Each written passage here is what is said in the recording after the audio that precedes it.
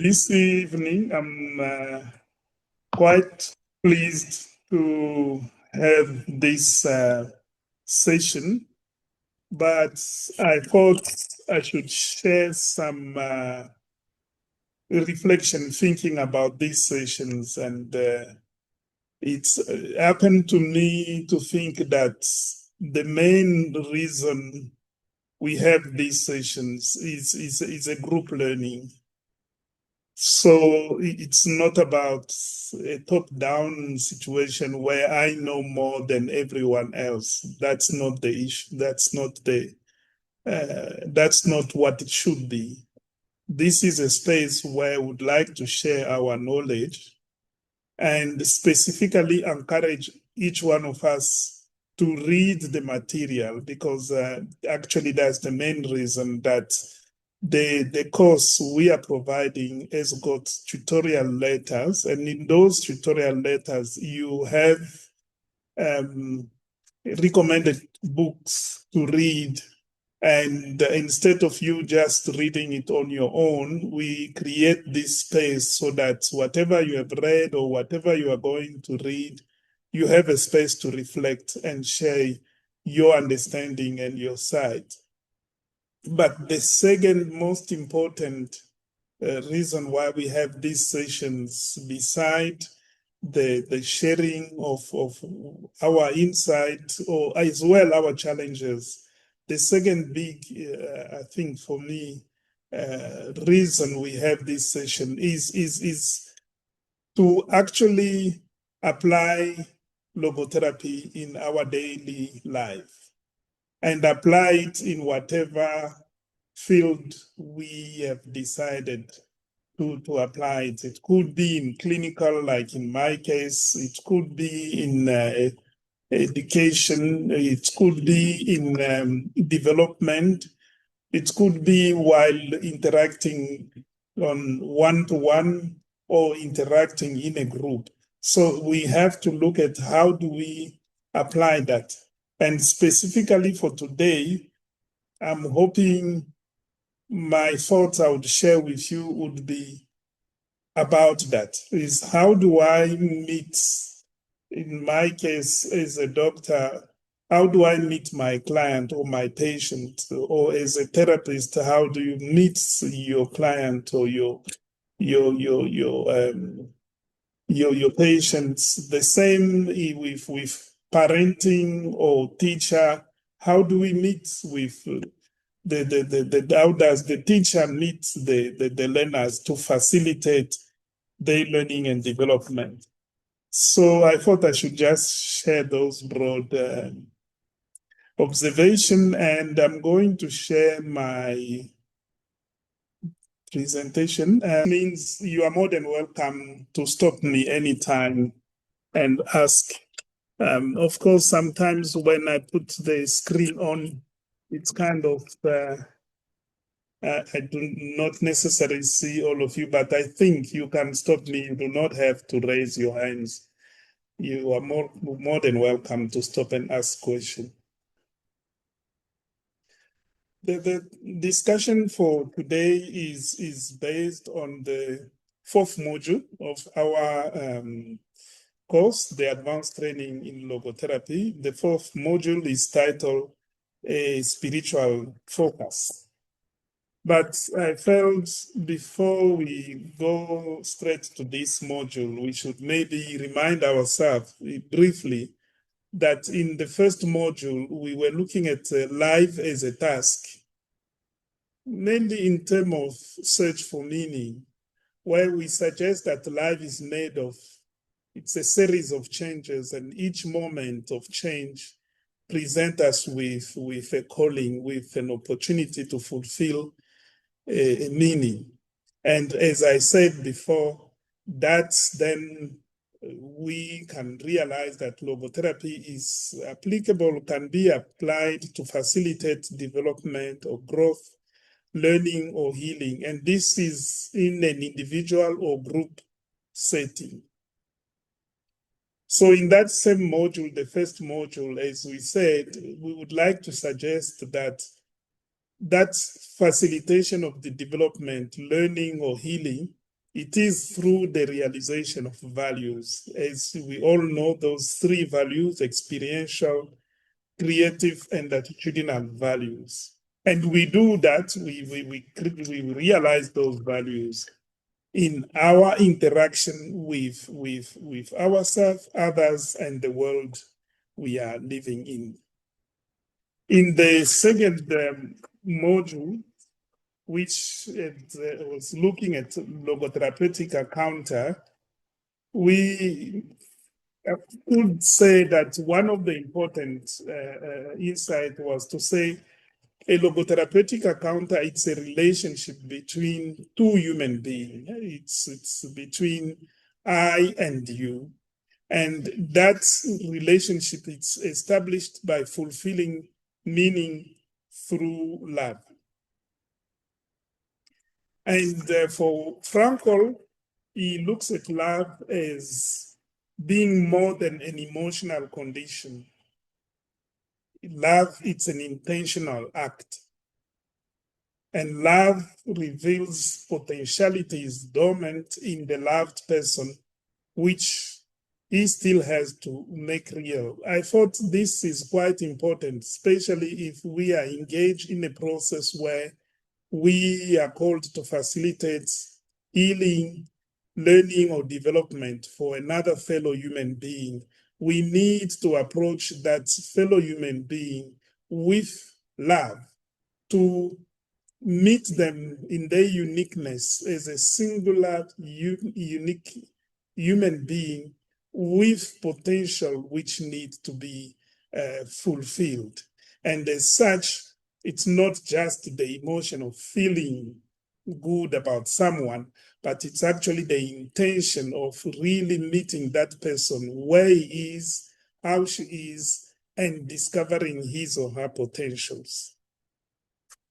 And in the third modules, we looked at what we called the paradigm shift, by saying that in the logotherapeutic sessions, or when we apply logotherapy, we shift from problem to logo problem. So we shift from problem to problem of the will to meaning.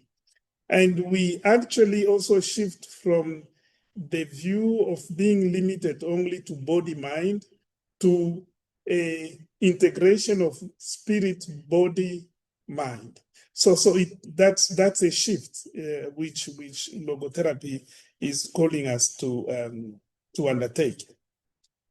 And about the integration of spirit and body mind, Frankl says a psychotherapy which not only recognize man's spirits, but actually start from it, may be termed logotherapy. In this connection, logos is intended to signify the spiritual and beyond that, the meaning. So basically, when we meet, when we provide, we apply logotherapy to facilitate healing, development, or learning of our fellow human being, we do that through the spiritual dimension, and so that we can facilitate the fulfillment of meaning through the realizations of different values. So this, I thought, was a very important just reminder to say we need to really apply logotherapy using its rich insights about a human being and facilitation of healing, development, and growth. So still following with the third module, which was about paradigm shift, Frankl says man lives in three dimensions: the somatic, the mental, and the spiritual, as we have said it before. And I thought I should share again this quote, which is one of my favorite quotes. It says, "The physical makes possible the psychological activation of a spiritual demand." so that when we meet our fellow human being in any context, what we see, what we feel are physical. But beyond this physical of what we see, there are emotions which are expressed. And Frankl would like to suggest that those emotions are actually activated by the spiritual demand. And that should be our aim, to say, what is the spiritual demand of this human being who is right in front of me? What is my spiritual demand right now? The spiritual demand, in other words, is actually what is the meaning, what is the calling of the moment. So when it comes to the fourth module, then the challenge is, how are we then practically, how are we going to integrate spirit, mind, and body in healing, learning, and development? How do we actually do that? I would like to propose that we do that through care with a spiritual focus, which is the title of this module, Spiritual Focus. So we are going to provide care. We are going to care for our fellow human being with a focus on the spiritual dimension. Basically, our care should be based on that. It shouldn't be based on the physical dimension only, or on the emotional dimension only. Our care should be focused, targeting the spiritual dimension of our fellow human being we are relating with. And here I just proposed some of the observations some writers made in terms of values in healthcare, for example. Quite often in healthcare, care is seen as a value which is made of two components: emotional component and technical or practical component. That would say, for you to care for someone, you have to feel a sense of concern for the person and provide practical help. But I would like to suggest that besides these two components, there is an intentional component. But from the ethical perspective, some have said care have got different elements, which have element of being attentiveness, responsibility, competence, and responsiveness. As you look at these different elements, for me, they refer to some values as would you look at them in logotherapy, like responsibility. It's to say, as much as we have a freedom of will, we also have a responsibility in what we are doing. And for us to provide any form of care, we need some kind of focus, some kind of attention toward the person we are caring for. So I would go again through what I've said before, that if we then have to see the person as a whole, it becomes very important for us to consider the physical, spiritual identity, so that a person is made of those three dimensions. It's very, very important. And in this case, as we said, the focus is on the spiritual level. Then we'll be looking at the freedom of will, the will to meaning, and the meaning of life. These are very important elements we need to consider when we are interacting with our fellow human being. So when we go and meet someone, either to facilitate healing or for teaching or for facilitate development of a growth of the person, we come to meet that person with a belief that life is unconditionally meaningful. And this is why you'd see on my diagram here, I've put that relation of I with meaning, so that I, as a therapist or as a parent or as a teacher or as a manager, from a logotherapy perspective, I do have that belief that meaning is unconditional. That as much as I have a calling, the person I'm about to meet has got as well a calling. So that when I meet that person, that's the second phase. When I'm meeting the person, I'm meeting the person with that awareness of meaning being there and an invitation of the person to look at his or her own meaning. That is the third stage.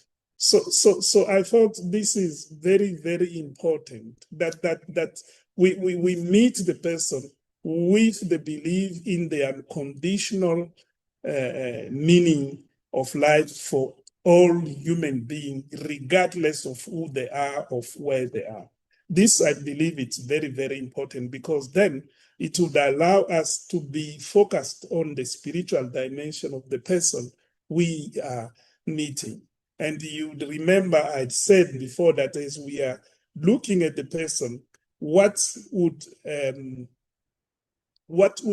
allow us to pick up the possible meaning is what we call logo int. And the logo int, these are the cues, these are the words, these are the way the person presents him or herself. These are the way the person express him or herself. They might be expressing some important issues of the person. And that's what we can follow up, as we say, to follow up the logo in that interaction so that we can uncover the possible values the person is called to realize in order to fulfill his or her meaning. So with such spiritual focus then, we have to be careful to be away from determinism. Determinism being as the belief that as a human being, we are determined by either our predisposition, our genetic, our nature, or determined by the situation within which we find ourselves. From a logotherapy perspective, we come to a session with a clear belief that yes, there are genetic fates, there are biological fates, there are a social fate, which would condition us.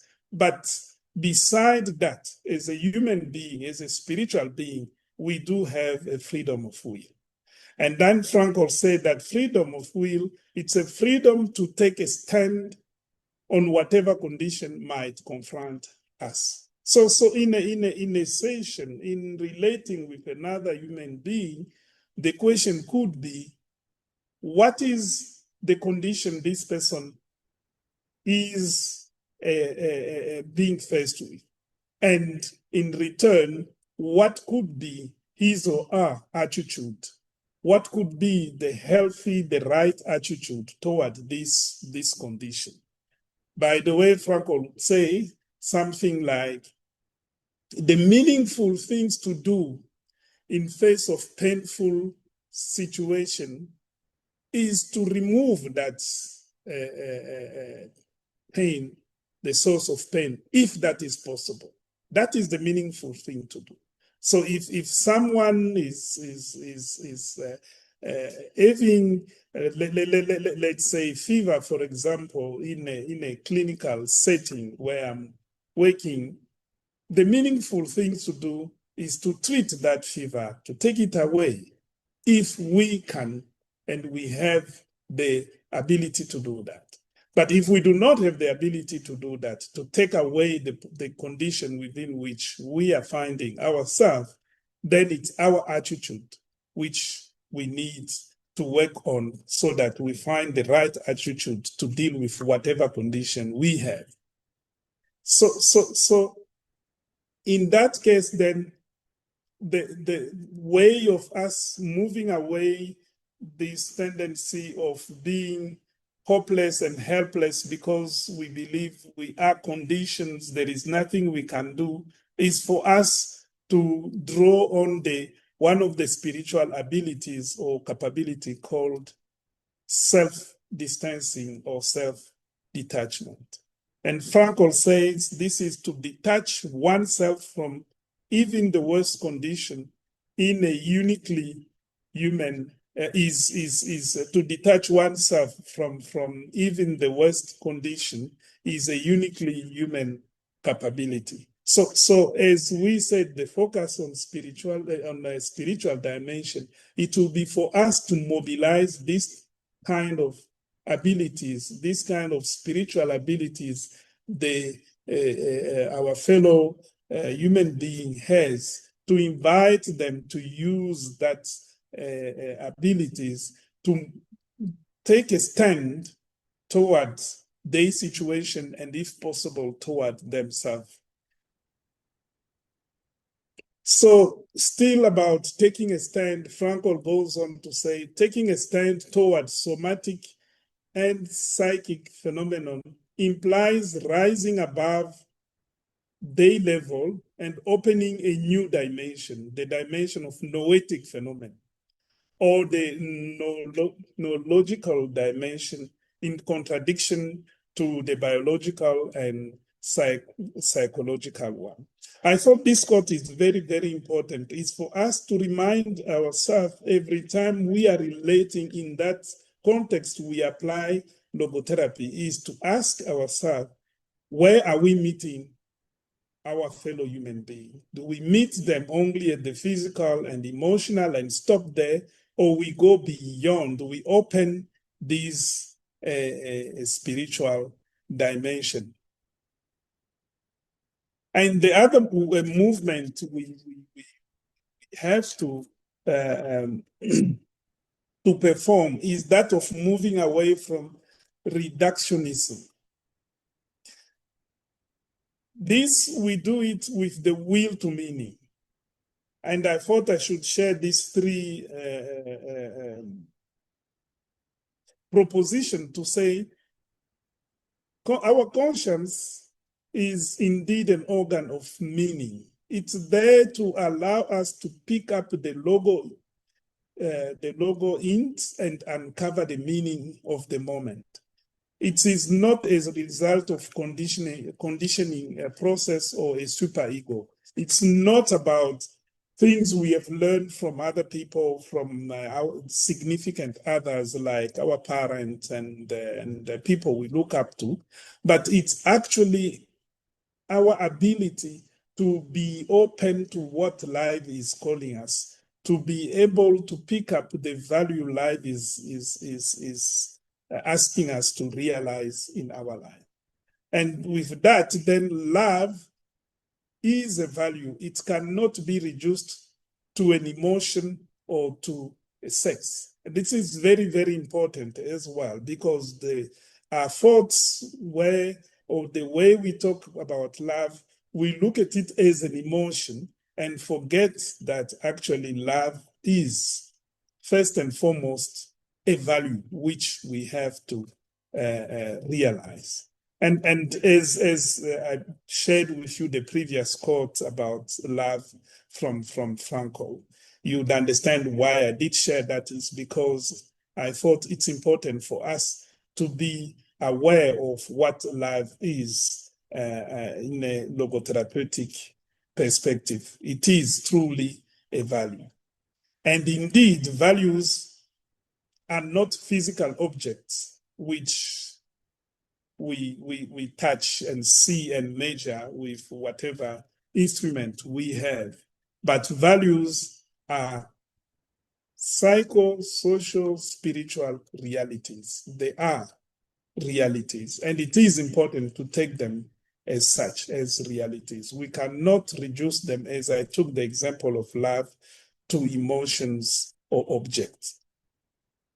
And we move away from reductionism using the will to meaning by mobilizing one of the other spiritual capacity or ability, which is self-transcendence. that we direct ourselves toward something, someone beyond ourselves. And still looking at what is the will to meaning and self-transcendence, Frankl says man lives by ideals and values. Human existence is not authentic unless it is lived in terms of self-transcendence. And if we agree with this, then practically these are the questions we can ask ourselves or ask our fellow human being who we are interacting with to say, what are our values? What are our ideal by which we are living?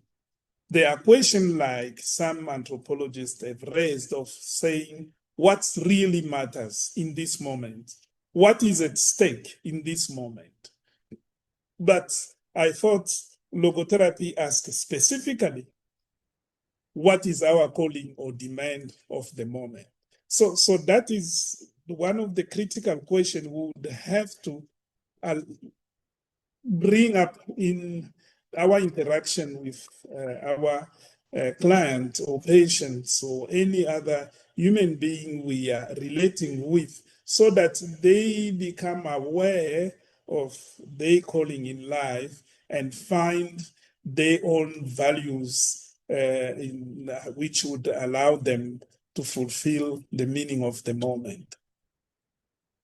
So if we keep away from determinism, we keep away from reductionism, logotherapy with the spiritual focus would allow us to restore the humanness of our fellow human being with an holistic view of who the human being in front of us is.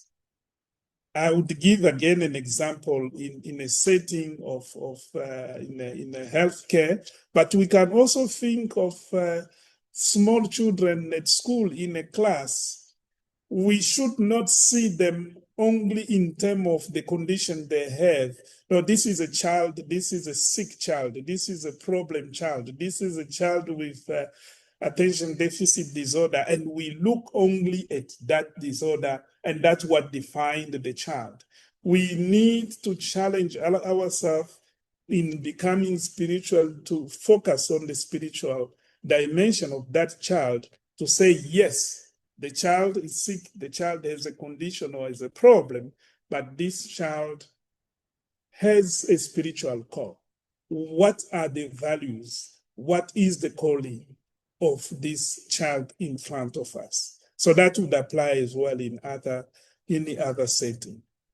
And if we acknowledge that this child, this human being, has a spiritual dimension, then would also propose from the inside, Frankl suggests. Frankl says our biological dimension, quite often it's a fate. We are born with genes which we inherited from our parents. We did not choose that. We are born in a particular situation which we did not choose. So the disposition and the situation could be fate which face us. However, then Frankl says we are still left with the position that we take toward this disposition and situation. And that position was what he called attitude. So the question is, what is our attitude?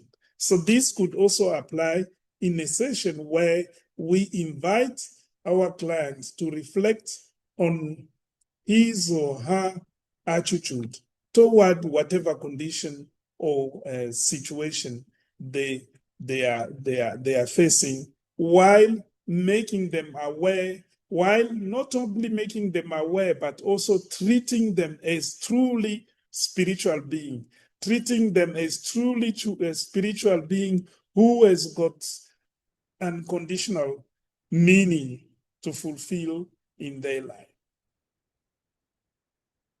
So with that attitude, the attitude we take toward our situation or our disposition, we would like to suggest then that the worldview, the way we see life, together with the position we take in life, which is the attitude, they are part of lifestyle. And this lifestyle is based on values, what we value in our life. So now, a lifestyle which includes worldview and attitude is a way of relating with self, others, and the world. And when it's based on values such as love, it is a healthy lifestyle. So what I would like to suggest is that if we meet our fellow human being, it is critical and very important for us to meet them truly, as we have said it before in one of the I think the second module, which talks about logotherapeutic encounter. We need to meet our fellow human being with and through love to uncover their uniqueness and potential. So with that focus then, and that way of meeting other people with love, we would facilitate healing, development, and learning through search for meaning. And then would then, as we said it before, focus on logo problem and not on the problem. We are not saying we should deny the problem. We have to acknowledge the problem, but while doing that, keep our eye on what is meaningful for the person who is interacting with us. And we pick up what is meaningful by using the logo hints, which we called, or which we said, these are cues of values. It could be the raise of the voice in the session. It could be tears one would have. It could be a smile. It could be a way of dressing and so on, which we pick up and we can follow up to find out if behind that they are not a psychological activation which are triggered by the spiritual demand. And that demand, it's what we would like to bring at the surface so that it can be faced and fulfilled in a responsible way. So as such, the physical expression of emotions, that's what we wanted to just to explain the logo hints. These are physical expression of emotions triggered by values.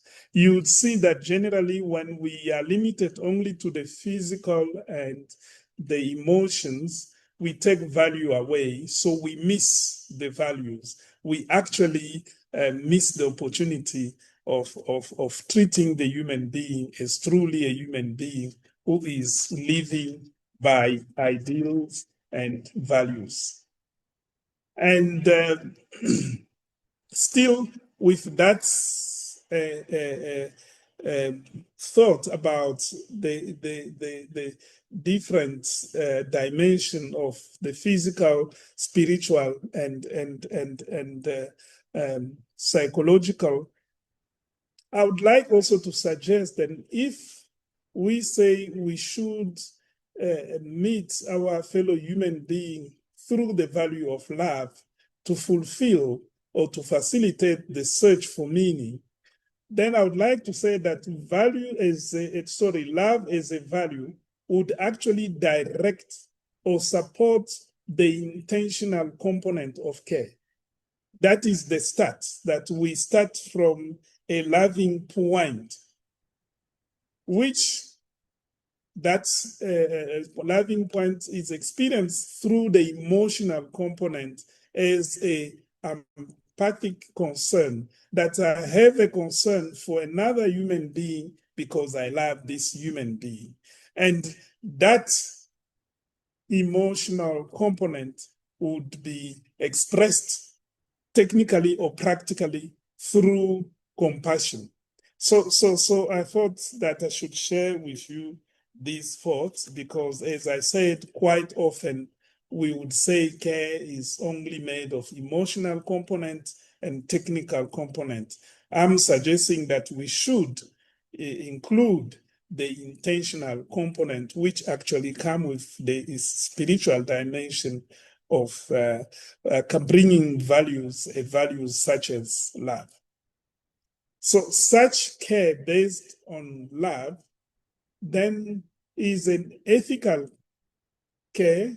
It is ethical because it facilitates the search for meaning without causing iatrogenic pain or suffering.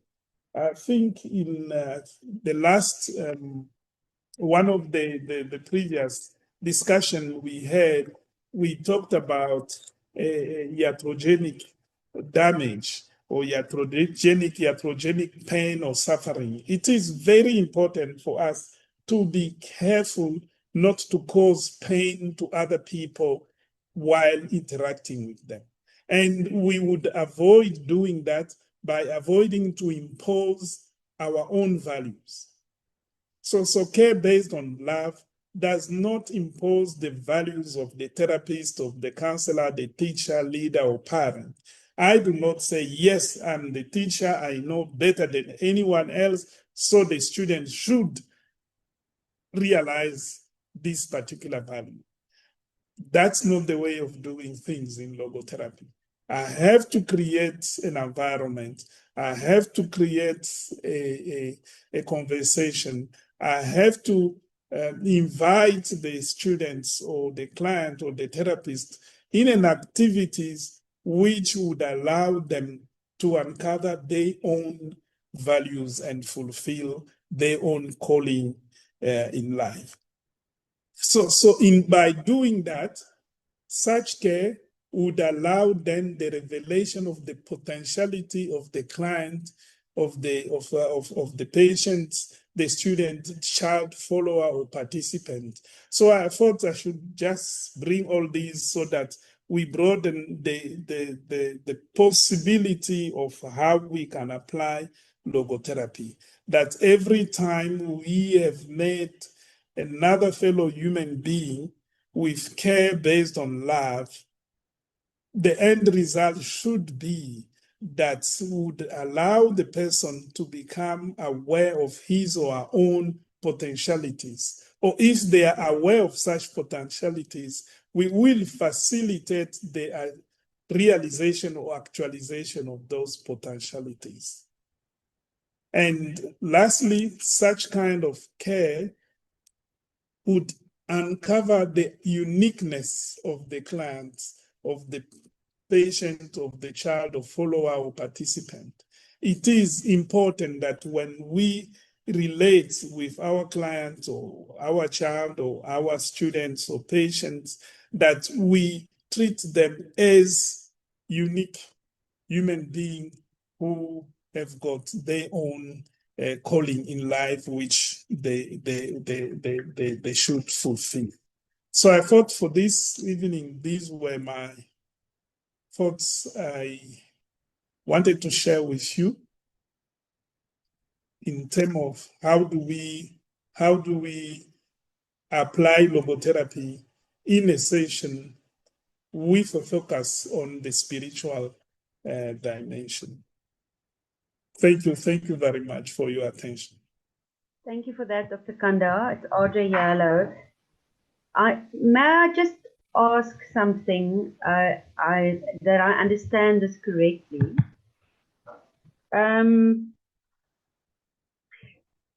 It's going back a little bit. You spoke about reductionism, and something there you said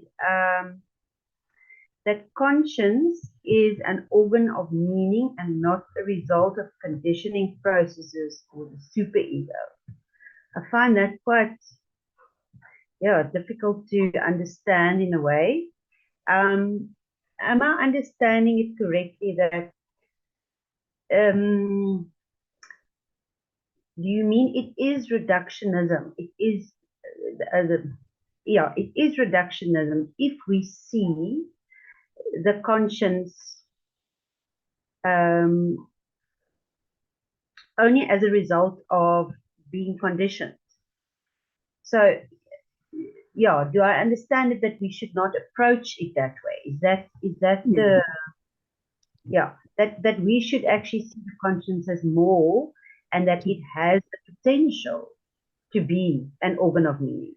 Is that okay? Yes. Okay. Yeah, no, you are right. You are right. It's basically to say we are born spiritual, which is so important even in the case of children, because they've been questioned. And I think maybe that's why this thought came for me to share this. They've been questioned, and I struggled with it many, many years ago. A question of, do children, even babies, do they have a spiritual dimension? Or they have to go through socialization and being brought up, when they grow, then they become spiritual? So that's the question as a logotherapist we can have. What I remember, if I can tell you, is when I hold my baby in my hands while reflecting on this, and I asked my wife, do you think this baby has a spirit? She looked at me straight away and said, are you stupid to ask such question? This baby has a spirit. It's no discussion about that. This baby has a spirit.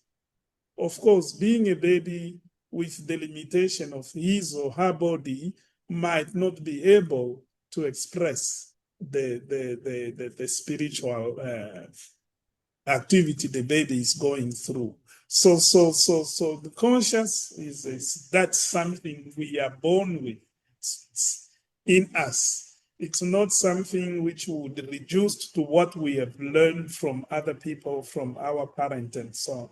And this is why sometimes in a session we might gently confront the person and say, are you doing what you are doing, or do you want to, or like whatever you like? Is it because you were told this is the right thing to do, or because you personally, deeply inside yourself, believe this is the right thing to do? Or is it the right thing to do because this is how I was raised up? This is what I was told to do. So it becomes very, very important. If we take it that way, as conscious as it's an organ of meaning, then it's a possibility for us to call each one of us to become authentic. And then if we are aware of that, then it becomes important for us when we meet other human beings to invite them to listen to their own conscious, because the conscious has a voice. And quite often we live in a world where there are so many noise, it's overwhelms us. So ours is to create an environment which allows the voice of the conscience of our client to come up and surface. Yes, Adre, you wanted to say something? Kanda, so actually leading on to that, could we say that, as you say, we're born spiritually, but we do, without wanting to, we do go through the process of being conditioned. So we are going to end up with some sense of conditioning. And is it then basically the role of the therapist to break through that shell, if I can call it, that shell of conditioning? Actually get, Yeah. Mm-hmm. All right, I like that. Okay. Thank you very much. I don't know if it makes sense to some of you, please share your thought about that. But that's what I understand for me, that we are basically spiritual being, and it's in us. It's not acquired. It's something we are born with. Of course, the situation physically or socially or emotionally can limit the expression of that spiritual dimension. May I come in here? Sorry, I don't know if you can hear me. Okay, sorry, my internet's terrible, so I'm going to keep my camera off, and I've missed bits and pieces. But so, Andre, I think, and thank you, Dr. Kanda. So your question was, is it the role of the therapist to break down that conditioning? So I think in logotherapy, that question is very, very pertinent because, as Dr. Kanda so rightly says, we are born as spiritual beings. In many instances, our conditioning distances us from our spiritual dimension. And the logotherapist's role is not so much to break down that distancing, but to elicit the connection to the spiritual dimension by, I think, invoking the will to meaning. So, and through the use of Socratic dialogue. So it's not about actively breaking something down, but guiding us back to the essence of truth and to the purity of how we are born.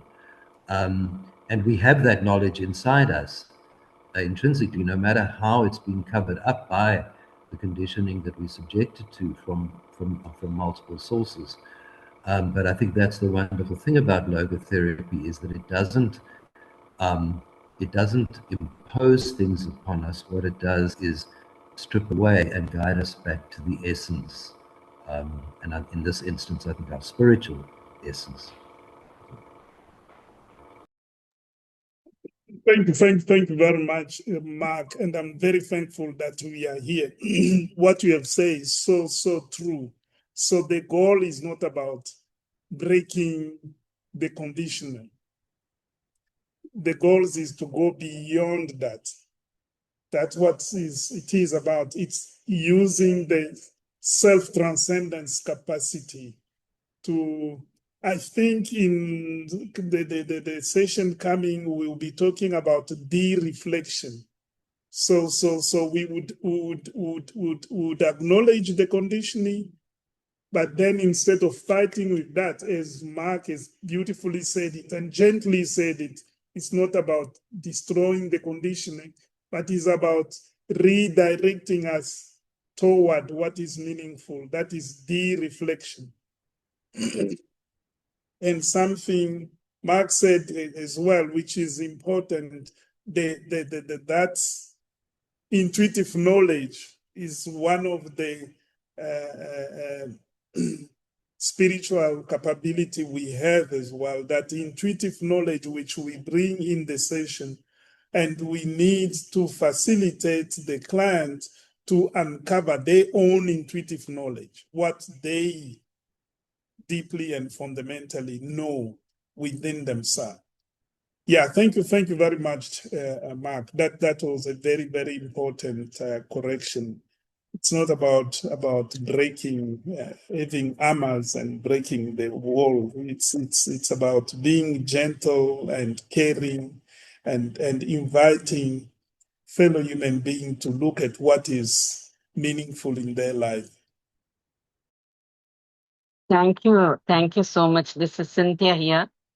So much for that explanation. One question that came to my mind is, sometimes when we sit with certain clients, this word, the noetic dimension, the spiritual dimension, this very terminology is not acceptable for them, or they are not comfortable with that. I come from India, and in a country like us, where there is multiple religion, easily they link it with religiosity, and they say, are you trying to influence me with some of these religious sentiments? So what are some of the other words, other vocabulary that we can have in order to help them understand that beyond all this perspectives, conditioning, worldview that you've formed, you cross over that, as we said just now, and you touch upon the core. So what would be a better word to use? Will conscience be better? I'm just thinking aloud. Or a value be better? Meaning be better? Because the word spirit here gets so embedded with religion. I'm so grateful for that question, Cynthia. That's a very, very important question. And so again, some years back as well, when learning, we were like, no, there is no way you can say this is a logotherapy session if you did not mention meaning. What is the meaning of the moment? And so what you are asking then is to say, to mention spiritual, we do not need to mention spiritual dimension. We do not need to mention meaning in a session.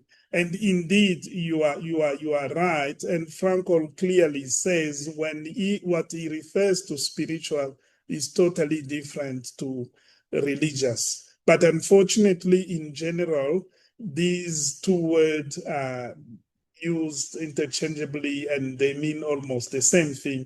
But in logotherapy, we separate them. So in a session, I don't know what my colleague here would suggest. In a session, it's not about me preaching or talking about the spiritual or the calling of the moment. Is looking and listening and picking up the logo int. I'm having a session with my clients. I would give you an example with a depressed client. While talking about him or herself, the client keeps repeating issues about a daughter, my daughter, my daughter, my daughter. That's what I'm hearing. And that's what I can see as well. When she mentioned daughter and daughter, the person becomes even more sad and tearful. We can stop there to say, who is this daughter? What do you feel like doing for this daughter? What is important about this daughter? So we pick that based on what we picked as emotions coming with and the repetition of the daughter. Beyond that, there could be issues of saying, look, I'm struggling with financial issues that I can't take care of my daughter. So it's an issue of I love my daughter so much, but I feel being poor prevent me from loving my daughter. So we are not going to discuss meaning and values and spirit. We are going to ask questions. Yes, you are poor, you don't have an income, but does the poverty takes away completely, it takes away your ability to express your love for this daughter? I don't know if it makes sense. Are you saying that loving your daughter is only conditions on having money to buy things for your daughter? Or, yes, it's painful, it's totally painful, and it's actually that's what poverty does to us. Sometimes it's alienating us, it takes us away from the people we love.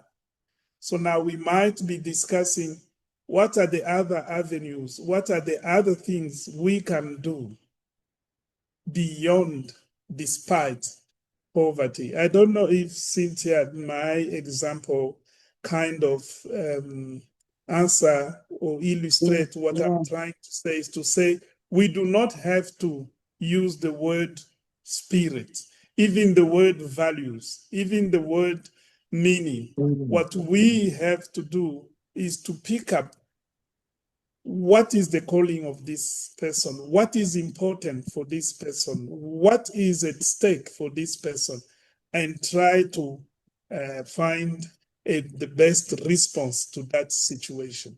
And as we said, sometimes we might not have an answer. Sometimes it's just the attitude. What should be our attitude for the sake of this child? What should be my attitude for this child I love so much, regardless of my poverty? Yes, Cynthia, you wanted to say something? Yeah, it clarified. No, I was thinking of sometimes in logotherapy, logo education also goes hand in hand with counseling, no, for just to clarify certain things. So that's a context in which I asked. I fully agree. I fully agree with what you said.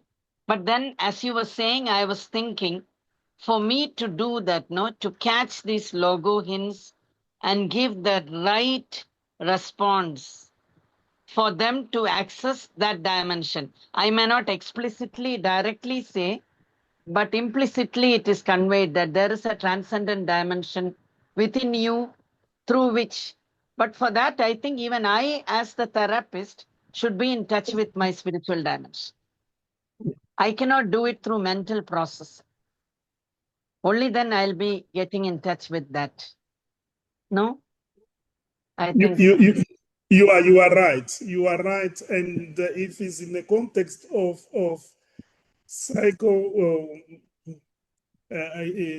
logo meaning-centered education, then it becomes very important for us to be aware of the word and the language we use. So we need to listen to the people we are talking to so that we can even use their language. We can even ask, maybe in another setting, what is it? What you call spirit or values in your own setting? What does that mean? And then you take it from there. So we don't impose our language or word on other people, because if for someone spiritual mean religious, then we have to be very careful to use the word spiritual, because it can be painful and even damaging to the person, because they have their own different way of how do you call it, of expressing that. So it becomes, your question is so critical in terms of the language we use. How should it be, how will I say, what type of language do we use? It should be based on the understanding of the person we are working with, and not impose our concept. yes, thank you. Thank you so much. Yeah. Dr. Kanda, thank you so much. I just wanted to add, perhaps to build on what Cynthia was saying, when she's sitting with a client and perhaps doesn't want to talk about or bring up the word spiritual, because that would refer to a particular faith, perhaps other questions like, where do you find joy in life? What gives you energy? What matters most to you? What do you value? What do you believe is important in your life? Maybe questions that would help to almost provide a view of her spirit, of the human spirit, what's meaningful for her or for him, and their capacity to find meaning. So we can use different words, we can be creative. I think logotherapy encourages us to be creative with our clients, in that we can think in a way that helps to invoke the spiritual dimension, but in such a way that they're not aware that we're actually doing that, if that makes sense. So by asking questions like, where do you find joy in your life? That may help to describe something that really matters, that would speak to the human spirit or the spiritual dimension of your client. Just a thought there. No, thank you very much. That's so important. That's so important, that it calls us to be creative and even improvise based on the situation where we are, to ask questions which can lead us to uncover what is of value for the client or the patient. So I'm seeing a question about if someone is immature. Of course, we can even take an extreme situation if you have someone in coma. If you have someone in coma, what do you do? I believe, as I said, I come in a situation with an awareness that meaning is unconditional. I still has to treat that person with dignity as much as I can and respect. That on its own is enough. But because the person cannot relate to me because they are in coma, there is nothing nothing I can do is a fate. But my attitude is that of unconditional love and treating the person with dignity. But then let's go beyond. If the person is one of the credos, psychiatric credo of Frankl is even the most psychotic person, he still has a noetic dimension, and such person needs to be treated with dignity and listened to. So it's not up to if the person is immature or not. It's the attitude we take. Of course, we admit that sometimes the person might be in a situation that they can't express themselves, or even ourselves, we are unable to pick up what they are saying. So we still have to have an attitude. For me, it's an attitude of caring. It's an attitude of love. Yes. Because that's so important. I'm thinking here of children, small children, sometimes who have got emotional problem or even physical problem. If we are not careful, we write them off, like they don't follow, they don't listen, and so on. And we miss the opportunity of truly loving them, regardless of their immaturity. And of course, as the question from Cynthia and the comment from Ellen, it will be up to us to be able to find, either ask a question or to engage these children in activities which can allow us to pick up what is important in their life. This is why one can use play therapy. I hope we do have logotherapists who are actually specialized in working with children, and they don't use language. They use game. They use playful activities, and that facilitates picking up values and allowing the children to fulfill their meaning without talking and mentioning spiritual or meaning. So I'm not sure if we have covered all the question, or even some. I'm seeing something here which is shared. I would like to read it. The spirit on us is man's untouchable core, man's essence. This core cannot get ill. It can only be blocked by psychological or I think physical ill health. This means that man can uphold his human dignity even in time of illness, in adversity, and in coping with abnormalities. It is exactly under these circumstances that man is challenged to stay human, to act like a human being, to vindicate, to uphold his dignity, to uphold his dignity. This is from a book by Avenga Kotsie, Avenue to Meaning. So very, very, very, very important on how do we uphold the dignity of all human beings, regardless of their condition, regardless of where they are. of course, as I'm thinking, and that was the challenge of my presentation, trying to bring the logotherapy context. It's very easy, if we are not careful, to slip into philosophical discussions, which should not be the case. Ours is to see how do we use this logotherapy knowledge in day-to-day life, in our practice. I'm just hoping that with time, we would have more and more sessions where we would become more practical, like the question Cynthia had asked, which is real.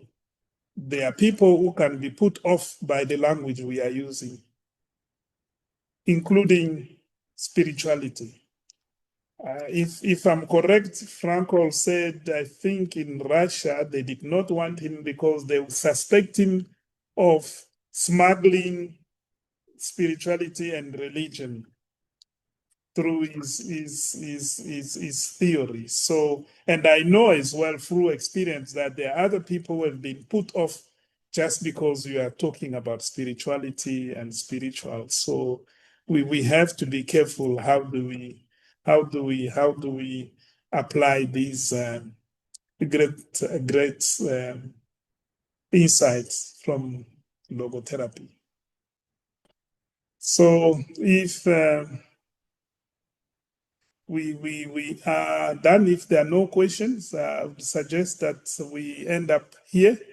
But you are more than welcome to send comment, questions, and even insights, your own understanding of the focus on the spiritual focus, and how do you apply it in your own life and practice. Because I believe these kind of reflection, they would also, I hope, uncover your own capacity, your own interest, your own potential, the type of session, the type of client you'd like to work with, even the kind of research you'd like to conduct during the course. Yes, and the question, the suggestion Ellen brought up, if you have to conduct a research looking at specific subject in logotherapy, you would have to be creative on how do you ask a question which allows your participants or other people to bring up whatever is important in their life. Otherwise, thank you very much again, and would meet again. And please, your comments, questions are most welcome. Thank you. Thank you. Thank you, Dr. Kanda. Goodbye, everybody. Thank you so much. Thank you, Dr. Kanda. Thanks, everybody.